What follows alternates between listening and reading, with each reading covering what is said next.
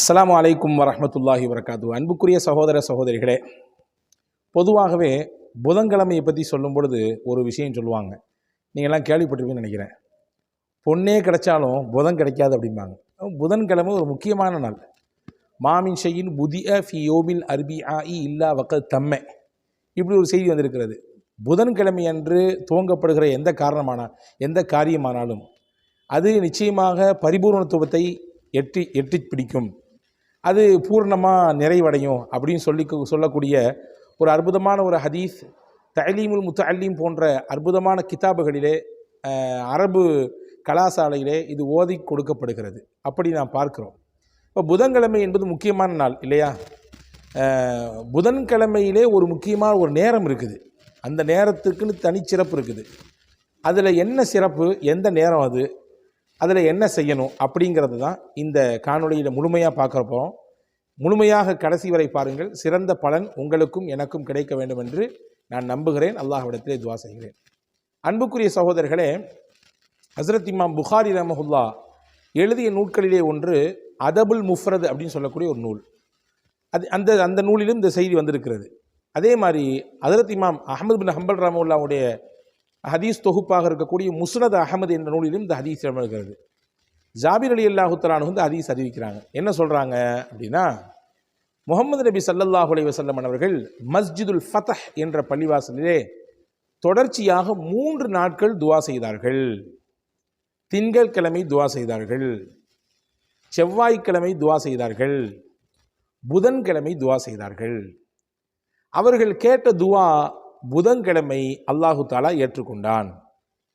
புதன்கிழமை அல்லாஹ் ஏற்றுக்கொண்டான் என்பது மட்டும் செய்தி அல்ல.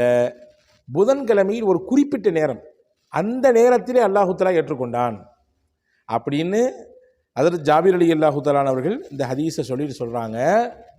அந்த நேரம் எந்த நேரம் என்றால், லுஹர் தொழுகைக்கும் அசர் தொழுகைக்கும் இடைப்பட்ட நேரம். அந்த நேரத்திலே கேட்கப்படக்கூடிய துவாவை அல்லாஹு தாலா அங்கீகரிக்கிறான். இது ரசூலுல்லாவுடைய அந்த துவாவிலிருந்தே எங்களால் பார்க்க முடிகிறது. ரசூல் ஸல்லல்லாஹு அலைஹி வஸல்லம் தொடர்ச்சியாக ஒரு கோரிக்கை அல்லாஹ்ட்ட வச்சாங்க. திங்கக்கிழமையும் வச்சாங்க, செவ்வாய்க்கிழமையும் வச்சாங்க. புதன்கிழமை லுஹர் தொழுதுட்டு கேட்கக்கூடிய சமயத்தில் அல்லாஹு தாலா அவங்க 3 நாள் வைத்த அந்த கோரிக்கையை 3வது நாள் புதன்கிழமை அந்த குறிப்பிட்ட நேரத்திலே அல்லாஹ் ஏற்றுக்கொண்டான் என்று சொல்லிட்டு ஒரு செய்தி சொல்கிறாங்க. அதுதான் முக்கியமானது. ஜாபிர் ரலியல்லாஹு சொல்கிறாங்க, எனக்கு எந்த ஒரு முக்கியமான விஷயம் தேவைப்பட்டாலும், எந்த ஒரு முக்கியமான காரியம் ஆக வேண்டும் என்று நான் நினைத்தாலும், நான் என்ன செய்வேன், எந்த நேரத்திலே புதன்கிழமையிலே ரசூலுல்லாஹி ஸல்லல்லாஹு அலைஹி வஸல்லம் அவர்களுக்கு அல்லாஹ் துவாவை ஏற்றுக்கொண்டானோ அந்த நேரத்தை தேர்வு செய்வேன். அந்த நேரத்தை தேர்வு செய்து ஃபதுல்லாஹு ஃபீஹா, அந்த நேரத்திலே அல்லாஹ்விடத்திலே நான் துவா செய்வேன்.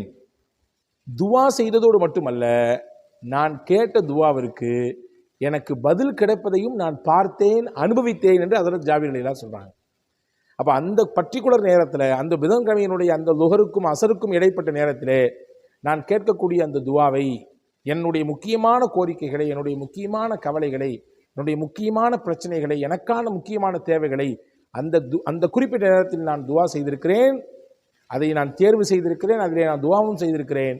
எனக்கு அந்த துவாவை அல்லாஹ் ஏற்றுக்கொண்டதையும் என்னுடைய வாழ்நாளிலே நான் பார்த்திருக்கிறேன் என்று செய்தனா ஜாபிர் பின் அப்துல்லா ரலியல்லாஹு தஆலா அவர்கள் இந்த ஹதீஸ் அறிவிப்பு செய்கிறாங்க. அன்பான சகோதரர்களே, ஒவ்வொரு வாரமும் புதன்கிழமை வருகிறது. ஒவ்வொரு வாரமும் புதன்கிழமையிலே லுஹர் தொழுகையும் வருகிறது. லுஹர் தொழுகைக்கு பின்னால் இருக்கக்கூடிய நேரம் துவா அங்கீகரிக்கப்படுவதற்கான சிறப்பான நேரங்களில் கட்டுப்பட்டது என்பதை நீங்கள் கவனத்தில் கொள்ள வேண்டும். சில முக்கியமான நேரங்கள் இருக்கிற, அந்த நேரத்தில் கேட்கக்கூடிய துவாவை அல்லாஹ் ஏற்றுக்கொள்கிறான். வெள்ளிக்கிழமை தோறும் ஒரு நேரம் இருக்கிறது. அந்த நேரத்திலே அடியான் அல்லாஹ்விடத்திலே கையேந்தினால் நிச்சயமாக அல்லாஹ் அவருடைய கோரிக்கையை நிறைவேற்றுவான் என்று பெருமானார் ஸல்லல்லாஹு அலைஹி வஸல்லம் அவர்கள் சொன்னார்கள். அது எந்த நேரம் என்பதிலே சஹாபாக்களுக்கு மத்தியிலே இருவேறு கருத்துக்கள் இருக்கிறது. சில சஹாபாக்கள் சொல்கிறாங்க அசருக்கு பின்னால் இருக்கக்கூடிய நேரம் என்று. சில சஹாபாக்கள் சொல்கிறாங்க 2 குத்துபாவுக்கும் இடையிலே இமாம் அமருவாரே அந்த குறைந்தபட்ச நேரம் தான் என்று சொல்கிறார்கள். இப்படி அதே போன்று ரசூலுல்லாஹி ஸல்லல்லாஹு அலைஹி வஸல்லம் சொல்லியிருக்கக்கூடிய ஹதீஸ் இப்படியும் வந்திருக்கிறது.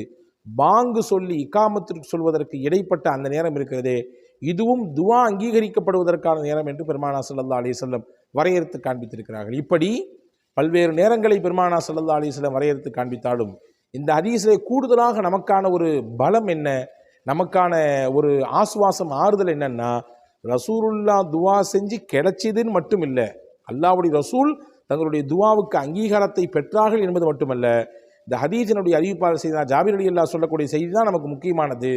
நானும் எங்கள் நாயகத்திற்கு அங்கீகாரம் பெற்ற அந்த நேரத்தை நாங்களும் தேர்வு செய்து, நானும் பிரத்யேகமாக என்னுடைய கோரிக்கை அல்லாஹ்விடத்திலே வைத்து அதற்கான பதிலையும் பெற்ற நேரம் அந்த புதன்கிழமையினுடைய லுஹருக்கும் அசருக்கும் இடைப்பட்ட நேரம் என்பதை நமக்கு சொல்லி சுட்டி காண்பிக்கிறார்கள். எனவே நாம் இதை உள்வாங்கிக் கொள்ள வேண்டும்.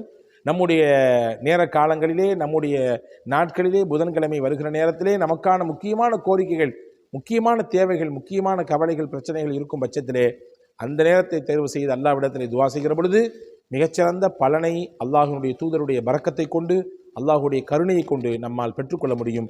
அல்லாஹ் உங்களுக்கும் எனக்கும் எல்லா மக்களுக்கும் தௌஃபீக் செய்வானாக. விளங்கி புரிந்து அதை அனுபவிக்கக்கூடிய வாய்ப்பை அல்லாஹ் நமக்கு நசீவாக்குவானாக. ஆமீன். வஸ்ஸலாம். அஸ்ஸலாமு அலைக்கும் வரஹ்மத்துல்லாஹி வபரகாத்துஹு. Kareem's biryani paradise at Liberty and catering services, கோடம்பாக்கத்தின் அறுசுவை அடையாளம்.